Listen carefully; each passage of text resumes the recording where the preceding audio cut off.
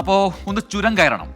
പക്ഷേ അവിടെ എത്തിക്കഴിഞ്ഞാൽ വയനാടിൻ്റെ കയ്യൊപ്പുള്ള ഒരു ഭക്ഷ്യ വിഭവം തേടിയാണ് നമ്മൾ പോകുന്നത്. അത് കാണിക്കാൻ വേണ്ടിയാണ് ഈ യാത്ര.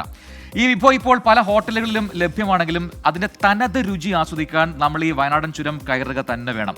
വൈത്തിരി മൂരിക്കാപ്പിലേക്കാണ് യാത്ര. അവിടെ ഒരു കുഞ്ഞു കടയിൽ ഒരു കുടുംബത്തിലെ അംഗങ്ങളാണ് ഈ വിഭവം തനത് രീതിയിൽ പാചകം ചെയ്തത്. പരമാവധി ഒരു ദിവസം 20-30 ഇടയിൽ മാത്രമൊക്കെ ഈ വിഭവം വിളമ്പാൻ ആകൂ എന്ന പ്രത്യേകത കൂടിയുണ്ട്. അപ്പോൾ ഞാൻ ആ സസ്പെൻസ് അങ്ങ് നീട്ടുന്നില്ല. സുർജിത് അയ്യപ്പത്തിന് എന്തോ ഒരു കാര്യം പറയാനുണ്ട്. ഒരു വിഭവമാണ്, കാണാം. നമസ്കാരം. വയനാട്ടിൽ റൈഡിംഗ് റിപ്പോർട്ടറിൻ്റെ ഇന്നത്തെ യാത്ര ഒരു രുചി തേടിയാണ്. ഓരോ നാട്ടിലും ആ നാടിനെ അടയാളപ്പെടുത്തുന്ന പലതരം വിഭവങ്ങളും ഉണ്ടാകും.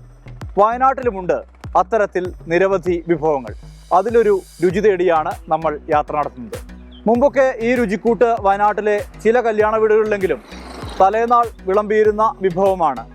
ഇപ്പോഴിത് ഹോട്ടലുകളിൽ സുലഭമാണ്. ഈ വിഭവം കൊണ്ട് മാത്രം ശ്രദ്ധേയമായ മൂരിക്കാപ്പിലെ ഒരു കുഞ്ഞു ഹോട്ടലിലേക്കാണ് റൈഡിംഗ് റിപ്പോർട്ടറുടെ ഇന്നത്തെ യാത്ര.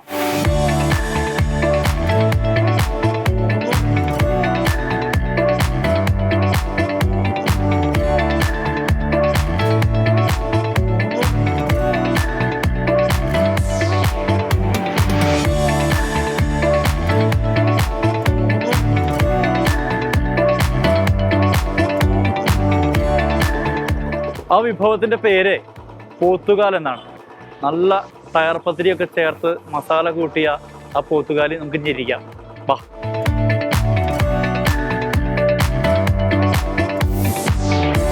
അങ്ങനെ നമ്മൾ നേരെ പോകുന്നത് ഈ ഹോട്ടലിൻ്റെ അടുക്കളയിലേക്കാണ്. അവിടെ ബി ഫാത്തിമുണ്ട്. അവർ നമുക്ക് കാണാം. ഇവിടെ എങ്ങനെയാണ് ഈ പോത്തുംകാൽ ഉണ്ടാക്കുന്നത് എങ്ങനെയാണെന്ന് ഉൾപ്പെടെയുള്ളത് നമുക്ക് കാണാൻ പറ്റും. ആ കാഴ്ചയിലേക്കാണ് നമ്മൾ പോകുന്നത്. ഇതാണ് ഉമ്മ. നമസ്കാരം. നമ്മൾ എല്ലാവരും കാത്തു നിൽക്കുന്നത് ഈ പോത്തുകാൽ എന്താണെന്ന് അറിയാനാണ്. അതെവിടെയാണ് അത് കാണിച്ചത്?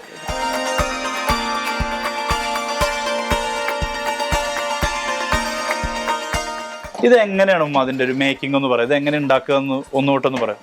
നമ്മൾ കടകളിൽ പോയി കാലുകൾ വാങ്ങിച്ചുകൊണ്ടുവന്ന് 16 പീസ് കിട്ടും ഒരു ദിവസം.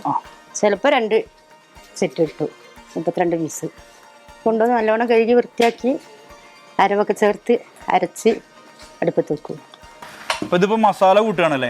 മസാല മല്ലിപ്പൊടി, മുളക് പൊടി, മഞ്ഞൾപ്പൊടി, പിന്നെ കുരുമുളക്, പിന്നെ ഉള്ളികളൊക്കെ ചെറിയ ഉള്ളി, വെളുത്തുള്ളി ഇതൊക്കെ കൂടി അരച്ച് അടിപ്പാറി. എന്തെങ്കിലും വേറെ ഇവിടുത്തെ സ്പെഷ്യൽ മസാലകൾ ഉണ്ടോ? എല്ലാ എത്ര സാധനങ്ങളിലും ഈ എത്ര ഇതിന്റെ വേവ് കാര്യങ്ങളൊക്കെ എങ്ങനെയാ ഇപ്പൊ വരുന്നത്? ഇതിന്റെ വേവ് എത്ര?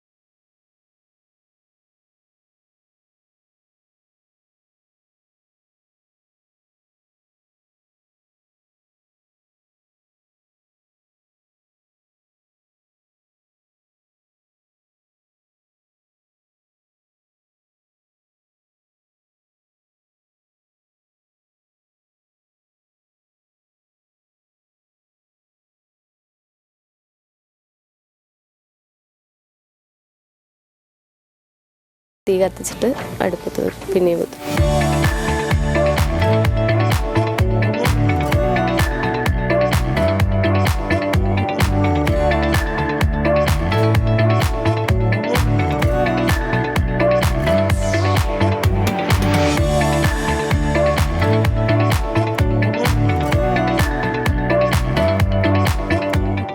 നമ്മൾ യൂട്യൂബിൽ നിന്ന് കണ്ടിട്ടാണ് ഈ സ്ഥലത്തിനെ കുറിച്ച് അറിഞ്ഞത്. ഇവിടെ വരുന്നത് ഭക്ഷണം നല്ല സൂപ്പറാണ്. പുതിയൊരു അനുഭവമാണ്. നല്ലൊരു ടേസ്റ്റ് അനുഭവപ്പെടുന്നുണ്ട്. നമ്മളിവിടെ വയനാട്ടിൽ വന്നതാണ്. നല്ല ടേസ്റ്റാണ് ഭക്ഷണം. കഴിഞ്ഞ വർഷം ഇത് കഴിച്ചിട്ട് ഈ വർഷം വയനാട് വന്നപ്പോൾ കഴിക്കാൻ വേണ്ടി വന്നതാണ്. നല്ല റിവ്യൂ കേട്ടിട്ട് വന്നതാണ്. ഇതെന്റെ ഇളയാണ്. അപ്പം ഇവര് മുമ്പ് വന്ന് കഴിച്ചിട്ടുണ്ട്, അപ്പൊ അത് കേട്ടിട്ട് അങ്ങനെ വന്നതാ.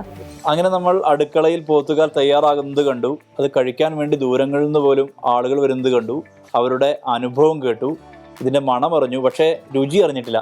ആ രുചി അറിയാനുള്ള കാത്തിരിപ്പിലാണ്. ഇപ്പോൾ നമ്മൾ ഓർഡർ ചെയ്തിട്ടുണ്ട്, അത് ഇവിടേക്ക് ഇപ്പോൾ വരും. കഴിച്ച് ഒന്ന് നോക്കാം.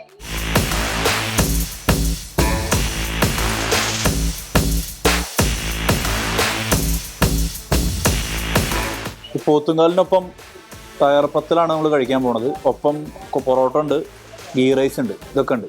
ഒറ്റയ്ക്ക് കൂട്ടിയ കൂടുതലുള്ളതുകൊണ്ട് ഡ്രൈവർ പ്രകാശിനെ നമ്മൾ വിളിച്ചിട്ടുണ്ട്. ഒരു രക്ഷയില്ലാത്ത ടേസ്റ്റാണ്. അരിപ്പത്തൽ സൂപ്പറാണ്. ഇത് ചാറിൽ മുക്കിയിട്ട്